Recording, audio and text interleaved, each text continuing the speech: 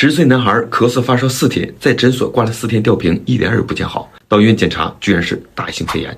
这是我上个夜班急诊的一个男孩，在家发烧第1天的时候，家长就带他到楼下的诊所挂吊瓶。家长说当时挂的有头孢、阿昔洛韦、氨溴索，还跟我强调说头孢是进口的。结果挂了4天，还是反复发烧。第4天挂完吊瓶，下午又烧到了39度，而且咳嗽越来越严重，表现为干咳无痰，呼吸有点急促，于是急来医院就诊。肺 CT 提示大型肺炎，白细胞正常 ，CRP 增高。虽然肺炎支原体的结果是阴性，但考虑到这个孩子的病程短、反复高热、干咳无痰、头孢抗生素无效等特点，根据经验，我还是使用了阿奇霉素。第2天，孩子的发热就缓解了，病程满1周后复查肺炎支原体，结果阳性。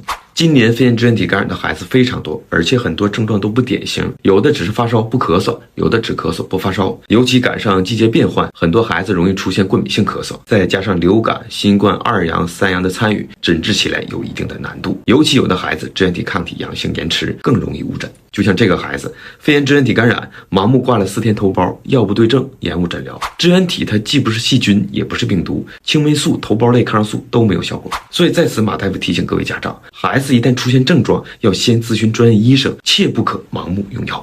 我是马大夫，关注我，了解更多你想知道的。